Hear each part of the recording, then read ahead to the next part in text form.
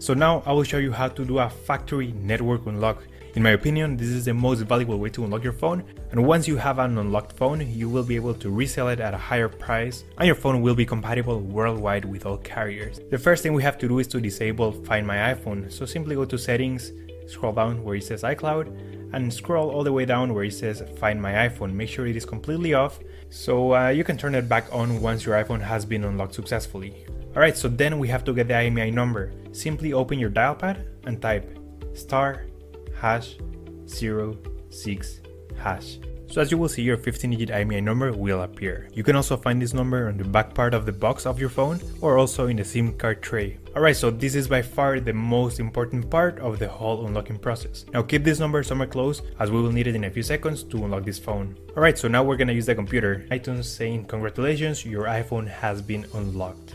Boom, there you go guys, your phone is now fully factory unlocked and now it's compatible worldwide with all carriers.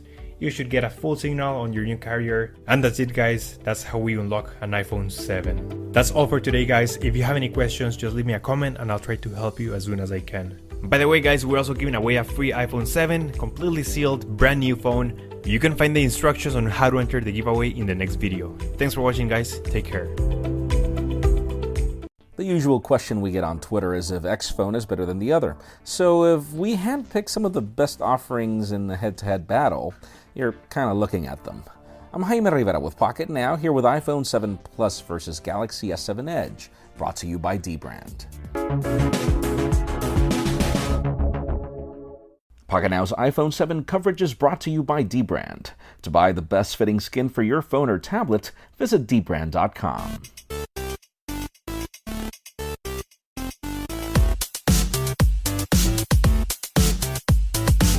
In most cases, calling one phone better than the other is subjective.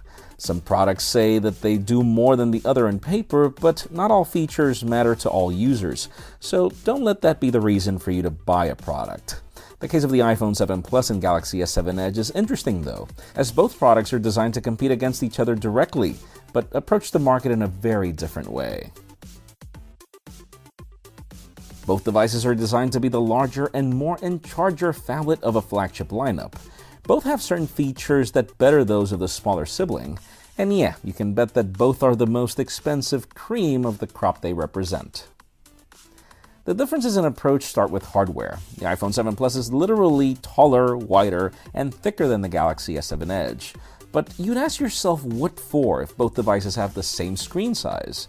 You even wonder how Apple's legacy in design could allow a Plus that's not even ergonomically enhanced for even large hands like mine to reach the power button. The S7 Edge, by contrast, is a large phone designed to feel smaller. The buttons are easily reachable, and the curves on the sides make it seem like a smaller phone than it really is. I do have to give props to Apple for the great feel of the aluminum construction, doing a better job at handling fingerprints than the glass and metal on the Galaxy. But if I had to pick which of these is a better looking phone, then the Galaxy wins by a long shot. And as for those screens, the Galaxy continues to take the cake with its Quad HD resolution versus 1080p and AMOLED technology versus IPS. Now the added pixel density isn't really noticeable for the average eye. The wider color gamut of the iPhone allows for very accurate color reproduction, but it doesn't provide the saturation of AMOLED, nor useful features like the always-on display. Sure, the iPhone then swings back with its pressure-sensitive display, enabling an added layer of interaction through 3D touch, but it's not like if the Galaxy is a slouch with its Edge display menus and shortcuts. Now, if it came to content consumption, I would really incline more to the iPhone 7 Plus. The stereo speakers included are not just significantly louder than the Galaxy S7 Edge, but also more immersive.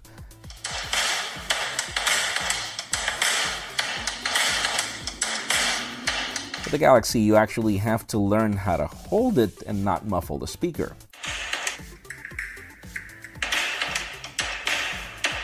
Sure, the Galaxy includes a 3.5mm headphone jack, but the amp on the iPhone is superior to that of the Galaxy, providing far louder audio through Lightning headphones if you have to. Now, we're definitely going to skip the spec argument because while the Galaxy has more power, the iPhone is more efficient. you notice that the minute you play graphics-intensive games, where it doesn't matter if you're powered by Vulkan on the Galaxy or Metal on the iPhone, the experience is smooth and the phablet's size is perfect for this endeavor. And what matters, the Galaxy offers the advantage of starting at 32 gigs with expandable storage, while the iPhone remains at a starting point of 32 gigs. The Galaxy also doubles the size of the battery of the iPhone, but in our preliminary testing of both devices and during running videos at mid-brightness for 30 minutes, the Galaxy burns through that battery faster than the iPhone, and it could just be because of the added pixels on the display. With the Galaxy S, better is in fast and wireless charging, going from 0 to around 45% in 30 minutes, where the iPhone can barely scratch 25% in that same time frame. The IP68 water and dust resistance of the Galaxy also means deeper submersion, up to 1.5 meters for 30 minutes compared to 1 meter over 30 minutes with the iPhone. Another argument that's not worth our time is the story of software. Calling Android better than iOS or vice versa is a matter of taste. But in this particular case, I do prefer Samsung's approach to a phablet, mainly because the software allows for multi-window support over various applications. The iPhone might not have any of that, but one thing that I do appreciate about iOS is how reliable it can be. Even with the added power of the Galaxy, minor stutters, dropped frames, and clunky launch times are a common deal after a few months of using the Galaxy S7, while the iPhone is famous for doing less, but doing it better, or at least doing it in a more reliable fashion. And then there are those little things that actually matter, where both devices include capacitive buttons, but you can trust that the iPhone's button will not work unless you actually press it, because it does have pressure sensitivity, whereas in the case of the Galaxy, it's just quite common for you to be yanked out of your application because of the multitasking buttons. People also hate the thick bezels of the iPhone's display, but I'm more inclined to love the fact that at least these do a better job than the palm rejection, or the lack thereof, on the Galaxy S7 Edge, where sometimes you don't really understand why an application's not working, and it's because you're holding it the wrong way. It's pretty much that better implementation of features that sometimes wins props for Apple over doing less but doing it better. The camera competition is where things get tricky. Both devices sport 12-megapixel cameras, the Galaxy at f1.7 aperture and the iPhone at f1.8. Both devices are capable of amazing color saturation and detail during the day, and both are quite comparable at night. The Galaxy wins the battle thanks to its face detection autofocus, but the iPhone swings back heavily with its separate 12-megapixel telephoto lens.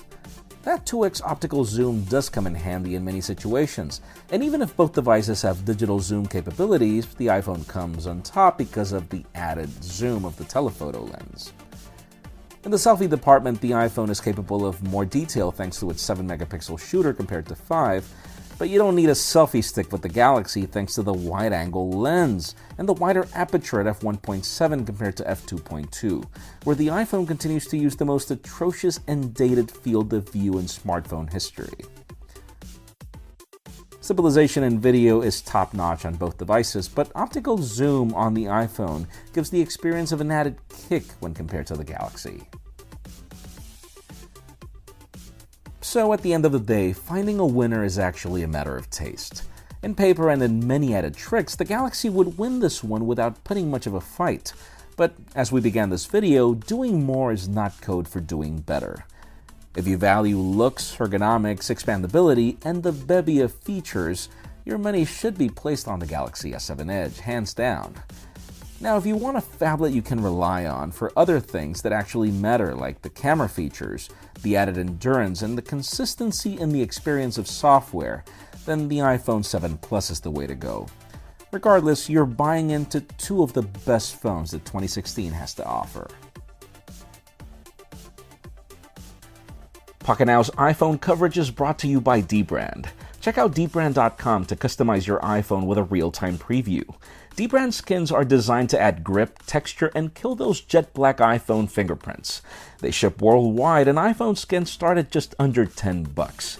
If you're interested, links are in the description. Folks, while you're at it, make sure you follow us on social media and hit that subscribe button down below for more videos like this one. You can also catch our videos on vessel.com/pocketnow, and follow me on Twitter, Jaime_Rivera, on Instagram at Jaime Rivera. Please give this video a thumbs up if you like what you saw. I am Jaime Rivera. Thank you very much for watching. We'll see you on the next one.